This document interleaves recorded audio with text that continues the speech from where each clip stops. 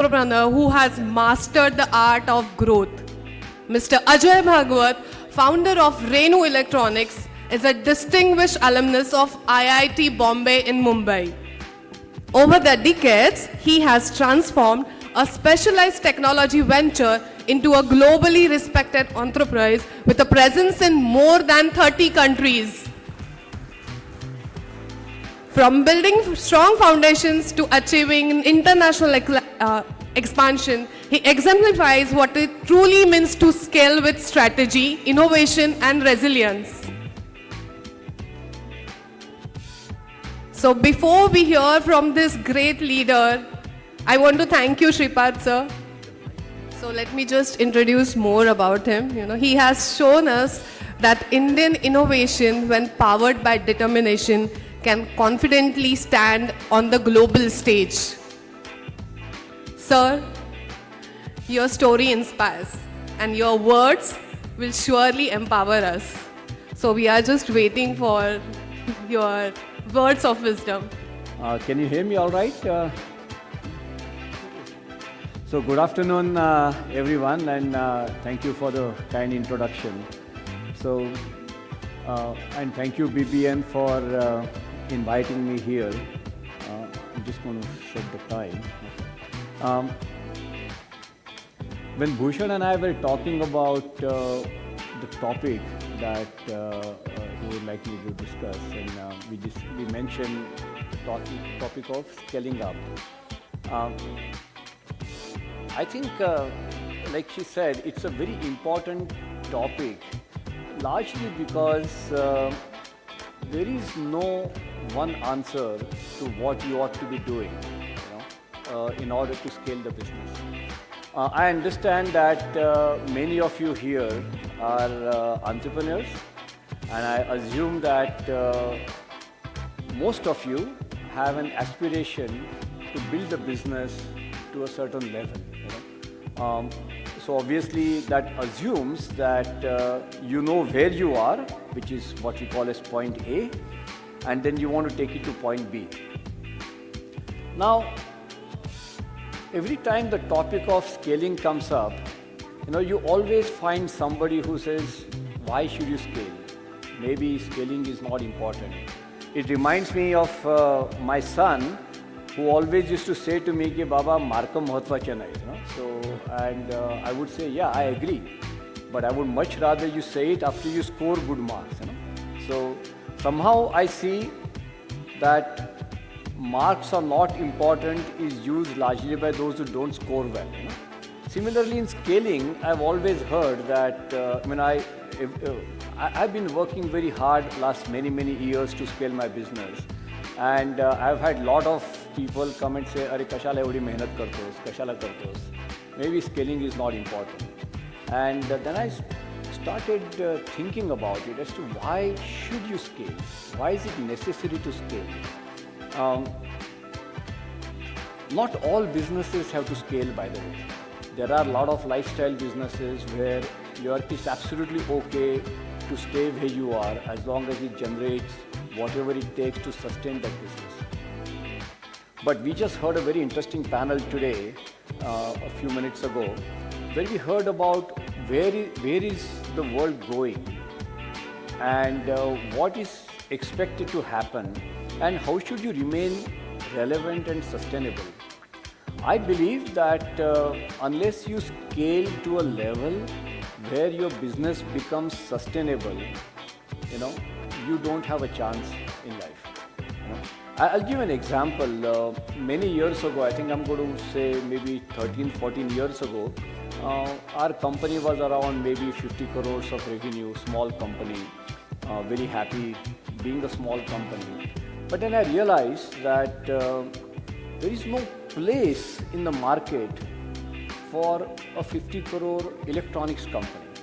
Either you have to be small, like maybe 5 or 10 crores, niche market, or you have to scale. You have to be a very large company. I went to acquire a division of a very large company, which was also, the company was much larger, but that division was about maybe 100 crores or so. And I had a meeting with the CEO of that company and said, you know what? There is no place for you in this industry to be a 100 crore company. There is no place for me, but together, perhaps you can build a larger company. It's a different matter that that acquisition did not work, but the point is, unless you scale, a lot of times you don't get the right kind of resources to survive and sustain. For example, even at my software company, I'm also one of the co-founders of a large software company here. When we were a 100 people company about 25 years ago, it was an impossible business to run because we couldn't attract the right talent. We didn't have the glass buildings, we didn't have swimming pool in the office, etc. So to get the right kind of talent was difficult. And we were not too small either. I mean, being a 100 people company was not too bad either. So we were like in the middle of some place, you know. So we said, no matter what, let's scale, let's grow to about 1,000 people, and rest is history. After we got to a 1,000 people company, it was very easy for us to build a 10,000 people company. And in electronics also, we have seen the same thing. Now, having said that, I think one has to also understand what does it mean to have a scalable business to begin with. You know, not all businesses can scale. You have to understand what is it that we are selling, what are our offerings, what are the success parameters for my business. If you don't have that, but still have an aspiration to scale, well, I think you're in the wrong place, okay? Because let's think about it. Supposing you're trying to sell a product to some kind of an end user, you know, and you're trying to essentially scale the business, multiply it. Unless the number of end users is growing or is very large, your business itself is not scalable. When I was setting up my business, we decided that we were going to be in a business where what I sell will create value for my customer and they will end up selling it to somebody else. If you're not doing that, I think it becomes very difficult to find a sustainable scale-up model. As an example, we are in the electronics business, we build products, and I said to my team long time ago that my customer is one who builds, let's say, a machine, who makes, let's say, hundreds of machines every year. So when I sell to that customer, hopefully next year, that same customer will buy at least 100, if not 85, or maybe if that customer grows, maybe it will be 125 or something. But at least I have an annuity and I can continue to find another customer while keeping this one. Now, if Tata Motors came to me and said, I wanted to buy some product of yours that goes on my punch press or whatever, I would actually say, no, sorry, you're not the right customer for me. Because how many punch presses can Tata Motors have? I mean, I'm sorry I'm using the word Tata Motors because this is a real story. It actually happened to me 20 years ago. They may have maybe 20 punch presses. So if I sell to them, most likely the maximum business I'm going to do with them is 20 pieces. But on the other hand, if I sold to a company that sold to Tata Motors punch presses, they might be making 500 of them. Now, what's the right business for you to be in? This is a real question to ask. So there are many businesses that fundamentally are just not scalable to begin with. So you have to ask that question, is my business scalable at all? But if it is, then the next question is, what am I supposed to do to scale it? And there are multiple things that I can think about, you know. And we have gone through that journey at multiple places. At my software company, we started from zero, and today we actually would be about $1.4 billion company there. In my electronics company also, we started from zero, and we are located in multiple locations in the world. We have multiple manufacturing lines and so on, and we have scaled reasonably well. There are certain things that you have to do to be able to scale the business. First of all, you have to ascertain what I mentioned some time ago. Is my business model, is what I'm doing itself, is that scalable to begin with? If not, I would much rather you focus on making whatever you're doing, keep the scale. There's no need for you to grow it, but keep improving your productivity, margins and so on. But be happy with whatever market you have. Let's say you have a shop and you are constrained by geography, let's say you can only sell in Shivaji Nagar or you can only sell in Pune, then there will be a natural limit to how much you can scale. If you have reached that scale, okay, then just focus on productivity, focus on diversification, focus on doing something else. But there are businesses where you can say, okay, I have successfully sold in Shivaji Nagar, maybe now I can sell in the city of Pune, maybe then I can sell in Maharashtra, maybe I can sell globally. That's a different way of scaling. There are businesses where I sell one product, maybe I can sell some kind of a product that is going along with the first one, have the same kind of common customer, do additional sales with the same customer, cross-sell, etc., etc. That's a different kind of scaling, and so on and so forth. But regardless of what business model, you still have to identify what are the success parameters for your business. For example, there are certain businesses which purely depend on capital. If you are in the business of construction or something which requires a lot of capital to be employed upfront, or in manufacturing where you have to invest very heavily in manufacturing, you better have access to the capital. If not, don't talk about scaling. There are certain businesses which depend largely on the kind of technology. We heard some time ago about how technology is going to disrupt and how it's going to change the way we are going to look at business in near future. If you don't have access to the technology, okay, then it's not going to be easy for you to scale. There are some businesses which are heavily dependent on the kind of people you have, the kind of skill sets, technology access, etc., etc. Those success parameters, the job of the founder, in my opinion, or a CEO, is to make sure that you get access to those resources. Okay. What I've seen, and I'm speaking from a lot of experience, not just running my own businesses, but I'm also currently the president of TAI Pune, where we have in the last maybe 20 odd years, I've looked at more than 800 to 1,000 companies as our mentorship program. I've worked with many companies, and I've seen a lot of successes, a lot of failures when it comes to building a business, scaling the business, etc. And where I see a real problem is that the founders themselves become a real constraint. I'll give an example. Let's say you're a doctor, and your primary business is to treat your patients based on your own skill sets. Now you can ask a question, can I really scale that business? And no matter what, God has given you 24 hours in a day, right? So the number of patients you're going to see are limited by the amount of time you have. So how will you scale? The only way you can scale is by training few other doctors who can do similar things as you do, are capable of producing same results, etc., right? Otherwise, that doctor's business is always going to come to a plateau and it's not going to go any further. Unfortunately, even in businesses, I see very similar examples. The founders have based their business purely on what their personal skill sets are. So, those founders are the ones who are doing most of the work in their company, and they have grown, they work very hard, they grow to maybe 2 crores, 5 crores, 10 crores, whatever that number be. And then they complain that I cannot scale any further. So I would go and ask them, कि तुम्हारे company में काम कौन करता है? So he says, I do all the work, I work 24 hours in a day. Then when I ask a question, so तुम्हारी company में सोचता कौन है फिर? Who is doing the thinking in your company? And they start looking at me with a very blank face. It's like, what do you mean? Sorry, yaar, if you're doing all the work all the time, and there's nobody thinking in your company about scaling, about future strategy, etc., how are you expecting to scale? And then they realize that it is just like the doctor example I gave you.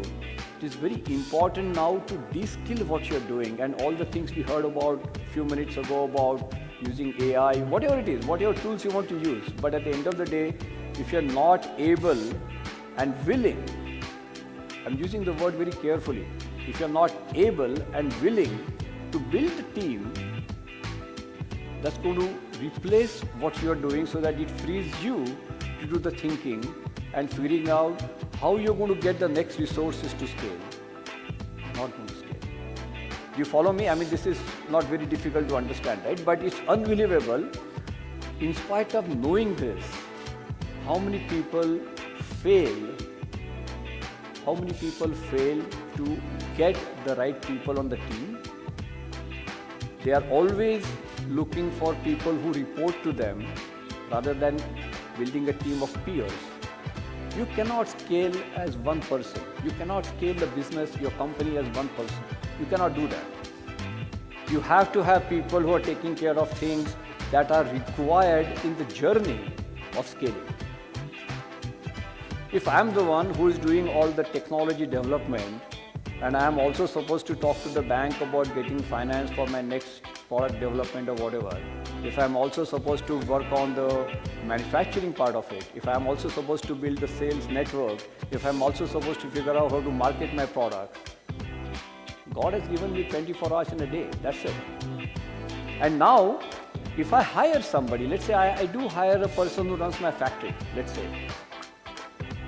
If that person keeps looking for me for answers every time, कि आज असं झालं काय करू, ये हो गया क्या करूँ, then the monkey is always on my back. Can you scale? Unfortunately not. Because you hired an employee. You didn't hire a peer. You didn't hire somebody who is able and willing to make a decision. And of course, it goes with a lot of caveats. You also have to give them the freedom to do what they want to do. You also have to delegate effectively. The responsibilities are properly assigned, etc. If you're not doing that, if they keep coming back to you for every question, your time is again limited and you might actually end up making a wrong decision. So, this journey about scaling, I think, starts purely with first a vision that you want to scale, B, validation that yes, I can scale this business, and C, then doing all the necessary things that are required to scale it. I'm going to talk a little bit about that, just being cognizant of the time here. Yeah, I still have a few minutes. I talked about building the team. Here is one thing that I have followed very meticulously in my own business, and I preach that even in the scale-up masterclasses that I take. See, the journey of going from point A to point B, obviously cannot depend on luck. In my opinion, success is defined as one which I can repeat. If the success is not repeatable, I might get lucky. And a lot of people do that and they consider themselves successful. But if you ask them, can you do it again? And the most likely the answer is no. So, the engineering background that I have, the training that I have, makes me believe in determinism. The journey has to be deterministic. That means you say, here is what I want to do, you declare what I'm doing, and you confirm that I've done it. It's like a lot of you have played carom, you can strike the striker and it doesn't matter what happens, you can score a point. You don't have to, even if it happens by fluke, it doesn't matter. But in billiards or snooker, you cannot do that. In snooker, you got to say, ball number 7, hole number 3. If that happens, only then you win a point. If ball 7 goes to hole 4, no, you lost the chance. There's the next one, your competitor will play now. So, determinism is a very, very important part in the in the journey of scaling up your business as well. So, we follow a practice, and I also mentioned this in my scaling up masterclass. It's like you must be able to, once you define that, okay, in 5 years, let's say today I'm at 100 crores and I want to take a business to say 500 crores in 5 years. Okay, I would ask that company, say, can you paint a picture of what that 500 crore looks like? Or is it your wishful thinking? And unfortunately, a lot of times I've seen that these founders, it is sexy to say that I want to be a 1,000 crore company, I want to be a $1 billion company. It's sexy to say that. So they say it without even knowing what it means. Right? So if you ask them, tell me what does 500 crore company look like? What does it look like? And many a times they have no answer to it. Because they are only looking at it from one dimension. Okay, I'm selling, I'm doing 100 crores, so maybe I'll have 5 times customers. Do they exist? They don't have an answer to that. Where are they? They don't have an answer to that. What does it take to get to them? You don't have answer to that. You know, at 100 crores, you have maybe 50 engineers, 200 people in production. At 500 crores, what will happen? If everything multiplies 5 times, then why bother? Because your costs are also multiplying 5 times, sales are multiplying 5 times. Why do you want to be a 500 crore company, right? Arithmetically speaking. So it's very interesting that until you ask this question, people don't have they don't even know anything about it. Then I would say, why don't you write it down? And they would write it down, and trust me, simple exercises take several months to get it right. But once you paint a picture of where you're expected to be, that's when you start identifying what are the gaps between where you are and where you want to be. Make sense? So unless you paint a picture of where you want to be, like you want to go to Mumbai, unless you know where Mumbai is and where you are, you must know where you are to figure out how to go to Mumbai. Now along the way, if you happen to reach Satara, you know you're on the wrong path, which means you should also continue to figure out, where am I in this journey? So identify the milestones as you go along. And those milestones are not one-dimensional, unfortunately, because business is not one-dimensional. I can't imagine any business where everything happens in one dimension. Everything is correlated. Sale customer hai, product hai kya, service hai kya? Service hai, do you have the resources to deliver it? Do you have what it takes to make it? Do you know whether the money is coming in or not? Are you counting it properly? Are you able to generate the next customer? There are multiple dimensions in this. And it's important to start figuring what are those dimensions and what all those dimensions look like at your target condition. Right? Here is another thing that is even more difficult. When I say paint a picture of that 500 crore company, I also ask a question, can you tell me what the journey would have been like? Can you foresee what the journey would have been like? For example, here is the biggest challenge I see in many entrepreneurs. They don't realize that during the journey, they probably would have had to do some interventions. Like for example, cash flow may be a problem. I mean, all of you understand that as you scale up, most companies end up getting into a cash flow problem of some kind. Because money doesn't grow as fast as your sales grow, right? They don't realize that at some point you're going to have to raise money in the process. They don't realize that at some point in life you'll have to generate more resources to buy more machines, to generate the right kind of skill sets to manage. I mean, I'll give another simple example. There was one mentee company of mine who ran a very simple services business, and he was talking about scaling 10 times. And he had about 40 or what we call as blue-collar people working with him. And so I asked him, if you want to be a 10-time company, would you have 400 people working with you? So he said, हाँ 400 लोग लगेंगे. And by the way, he hadn't thought about it at that time. So I asked him, do you have any challenges managing 40 people? He said, हाँ, problem तो होता है. A lot of times they don't even tell me that they're not coming. Subah at 9 o'clock I realized that, oh, this guy was supposed to have come, but he didn't come. So I said, do you know how to manage 400 people now? तुझ्यामध्ये ती अक्कल आहे का? 400 लोक manage करायची. And unfortunately the answer was no. He couldn't even manage 40 people, let alone 400 people. So what did he have to do? He had to build a team that was going to be better at managing them. Maybe build a pyramid of people and so on and so forth. And until he did that, it was just wishful thinking कि मेरे को 10 गुना बड़ा company करना है. Another example, again I talked about cash flow. We ourselves, when we are growing in one of my companies, we are growing, at that time we were about 70 crores or so. We want to grow to about 400 crores at that time. And none of us realized to do that, we're actually going to have to dilute equity and raise money to do it. We didn't realize it. We were very too naive at that time. कि अपने आप हो जाएगा. We felt that अरे धंधा बढ़ेगा तो पैसा भी बढ़ेगा. It actually happens the other way around. In scale-up process, actually, money goes down. Your available cash actually goes down. That's exactly happened to us, and we are very naive. And today I know better. Huh?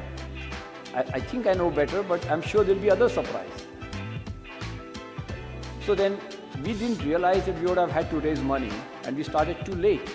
And that project did not work very well. and we scaled much later than what we would have actually done right if we had raised money on day one. I can give umpteen such examples on what typically goes wrong. You know, there are also interesting challenges. We always assume that मला सगळी अक्कल आहे. My competitor is sitting idle. My competitor is very stupid. That's what we always believe. Wishful thinking, remember? We always believe that the customer is also stupid. He doesn't know what's going on. Like the conversation we had a few minutes ago, we talked about AI, we talked about how we can become ourselves more efficient. Well, the customer also knows that, by the way. The customer also expects you to be efficient, so drop my price and so on and so forth. That also is happening. So a lot of times, we think in a very single dimensional way, and that doesn't work. You have to continue to think about where the market is going, but the journey that I'm talking about cannot happen unless you know where you want to go, know exactly what it looks like over there, otherwise you're in for a big surprise. You must know where you are, and job of the founder is to create those resources that are required for the journey. You cannot say after 2 years in that journey, "Arey, maine ye socha nahi, I'm not good at doing this." Well, that's too bad. You better know it upfront. There's one last element I will say that helped me personally. This journey, in general, I see that a lot of us here are entrepreneurs, and you would agree with me that this is a very lonely journey. You know, we are all very lonely in what we do. So I love these conferences, these kind of get-togethers where we can share with each other. Tera problem kya hai, mera problem kya hai, share. And trust me, regardless of the domain you are in, regardless of what you do, hum sabke problems similar hote hain. We all have the problem of finding that one customer. We all have a problem of building a team. Though I made an offer to somebody, that person didn't show up, somebody resigned. Everybody has the same kind of problem, okay?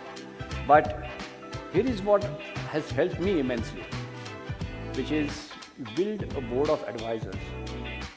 Okay. How many here, younger entrepreneurs, actually have a board, formal board? Show of hands, does anybody have a formal board? You can see this is a problem. Okay. If you don't have a reasonably good board, multiple things happen. You know, there is nobody to validate your plan. There is nobody to say that what you're doing makes sense. Because would you, whenever you do yourself, you know, do you ask yourself, am I doing the right thing? Because you know you're doing the right thing. घरी जेव्हा एखादी कोणी स्वयंपाक करते ती जब बाईला वाटते की आपण छानच स्वयंपाक करतोय, but what does she do? She'll say, कसं आलंय बघा बरं. Notice what happens at a very granular level. We don't do that in business. We never bounce off our business plans with people who have been there, done that, and say, does it make sense? After 3 months, go and show them again, I'm going in this direction. Am I going in the right direction? Am I doing the right things? I think I cannot stress enough the importance of building a board. And again, I'm not talking about a formal board. I'm not talking about a board that is required by company law. That's a different issue. Build a board of advisors. Build some people around you who are willing to call a spade a spade. यार बकवास कर रहा है, ये नहीं हो रहा है, ये नहीं होने वाला है. Don't waste your time. Or you're not doing the right things. Your customer is fooling you, or your supplier is fooling you, etc., etc. You need people who are able and willing to do that. Okay. And once again, I can say one thing. This journey, it has to be deterministic, like I said earlier. I can tell you from personal experience, it is never an easy journey, never an easy one. However, it's like climbing a mountain. I've done a lot of mountaineering in my college days and subsequently, and my wife doesn't like mountaineering. So she always, why do you do it? Kya milta hai? You go up and you hurt yourself. I always tell her, you go up, then you know why you did it. Okay. This scaling up journey is very similar. Scaling up journey is also very hard, but when you get there, you feel good about yourself. Okay.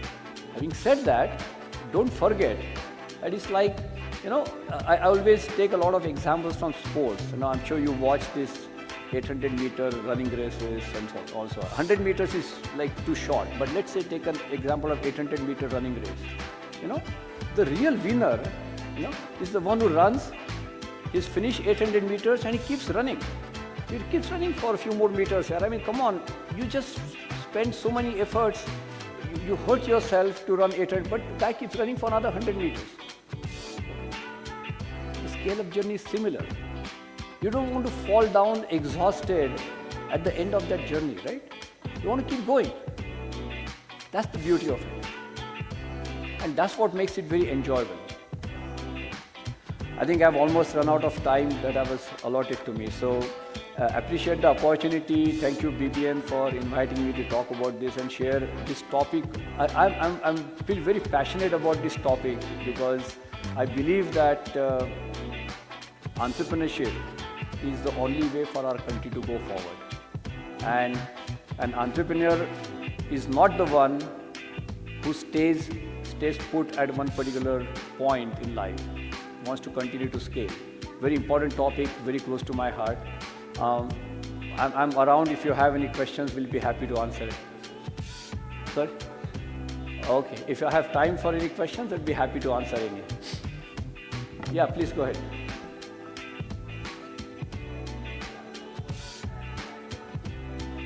Yes. But usually we find the cases that industrialists have on the board the same people of their family. That's not a good idea. I mean, that's not a board. No. Look, I didn't mean the formal board. I already mentioned that I'm not talking about, they have people in the family on the formal board because they want to keep everything in the family. But the same, many of those have an advisory board which is very eminent. I'm talking about a board which is calling a spade, not the naysayers. Wow, there's a question all the way in the back. Sir, Yeah. entrepreneur journeys are very tougher and you have nicely explained. If it has a system, processes and visibility, it will take you there. But sir, everybody works hard and they also work in the disciplined manner, but not that everyone reaches there. So in the successful journey of an entrepreneur, how much percentage you will allocate to the luck? No, I don't believe in luck. Again, like I said earlier, if you can't repeat the success, it's not success in my dictionary, okay? So if you became lucky and got something, yeah, I would say if you can't repeat it, it's not good enough for me. Having said that, what is luck finally? Luck is ultimately being ready at any given time to exploit the opportunity comes your way. If you're not, you became lucky, you met somebody here in this audience, you met a customer, potential customer who can give you thousands of crores of order. If you're not ready to take it, what did that luck do to you? Nothing. So working hard enough to exploit any opportunity that comes your way, that's what makes the difference between the so-called lucky and so-called unlucky person. Please understand this very carefully. What I'm saying is with a lot of experience. Okay? There is a very interesting example of the founder of Finolex. I don't know if you read his book, but he said he was going in Deccan Queen and the NCCI president was in the same train that time in the next coupe, and he was mentioning there's some opportunities coming there. So how many people heard it that day? You also heard the same thing. He went and did something about it. So was he lucky? Was he lucky that he was in the same train? Yeah, of course he was lucky. But there were like hundreds of people in the train that day. What did they do with it? He built Finolex on it. That's the difference between a lucky person and an unlucky person. So does luck play a role? Maybe yes. What you do with it is up to you. Sorry. Yeah. Sorry for a blunt answer, but I'm known for giving blunt and disruptive answers. So That's the hypothetically, if we invite you to join our board, what would be your criteria? Or what would be normal criteria of anyone? Join as an advisor. Actually, I would ask a question differently. I appreciate your question and I will answer that. but you should also know what kind of people you want on your advisory board, okay? Because you should also know the strengths and weaknesses of your company, and you should be really looking for advice in areas where you potentially have a weakness. Now, I'm an electronics company, okay? If I have to build a board of directors, if I have to get somebody in the field of electronics, I'm stupid. Because why? If I need help in electronics, God help me in the first place, right? So that's the first thing. But there are areas where I can get blindsided. For example, how do I manage finance? How do I manage sales and marketing? How do I manage people? And I might need help in that area. That's one. So that is on getting the right kind of people on your board. What would I think before I join your board? I'll first want to know your integrity. I'll never want to be part of a company which doesn't have integrity, the value system. Then what business are you? Is it even scalable? What value are you expecting me to add? Can I add that value to you? If all that answers are yes, yeah, so when I say I mean someone like me, okay? So, That's the Sir. last question from Shreyas sir. Yes. okay. Sir, I really took your advice of having a formal board. Okay. It's funny that I talked 25 minutes on a lot of other topics and 3 minutes on survival, but No, that's it's a like all crux the of the questions. matter, but this is a yeah, real it's very takeaway. important. I agree. The real thing is, we being the Indians being very politically they are correct. Sorry, Indian being? Indians are politically correct. They are, our ancestors always say that Satyam Bruyat, Priyam Bruyat, Na Bruyat, Satyam Apriyam. So speak the truth, speak politely, don't speak the truth which is unpolite. So It this- doesn't work in business. yeah. So we have people around us with such similar characteristics. Picking up board for such kind of for scales like us, how do we come out of it? No, so actually, these are the things I mentioned earlier that you got to ask yourself: do you really want to scale? That's the first question. If the answer is yes, you got to be willing to do what it takes to scale. I also talked about building a team of peers. Board of directors is exactly the same. The board of directors is one you report to. How many entrepreneurs here are willing to report to somebody and willing to listen to them and do something? I had a mentee company who asked me, he's also from IIT Bombay, he met me a few years ago, wanted to build a board. मैंने कहा तू क्यों board build कर? तू किसी की सुनता नहीं है. Why would you want to build a board just because it's sexy to build a board? Don't do it. Seriously, I mean, this is what happens. Secondly, if you're not willing to listen to people who have been there, done that, कोई ज़बरदस्ती नहीं है यार, ज़बरदस्ती नहीं है. You want the journey to be enjoyable as well, you know. So you have to build a board because it makes sense. Investors also want to look at who your advisors, who you are listening to, what kind of people you are hanging around with, etc. But the willingness to build it, regardless of what your upbringing is, you have to have the right value system to be in business, and have to have the willingness and the ruthless ability to make it happen. Only then it works. There are a lot of people who give multiple reasons कि वो market ही down था. Here is an interesting one. Sorry, I'll just take half a minute more. A very interesting example. One of my salespersons, you remember we had demonetization in the country? So I'm sure everybody remembers that. One of my salesperson from Delhi, regional manager, said, "वो demonetization से ये हुआ है, sell we didn't have the growth." So we are having a board meeting, and a very eminent board member in my company just asked him, "Why didn't you imagine that there's going to be a demonetization every year? In spite of that, you want to grow. क्या करेगो बोलो?" That attitude is what matters, because we always tend to give reasons. I've heard this. मेरे family ने ये पढ़ाया था. Whatever. It is what. No, you got to think about. No matter what, these are all excuses. How are you going to go beyond that and continue to scale? Thank you very much. Appreciate the opportunity sir. to be here.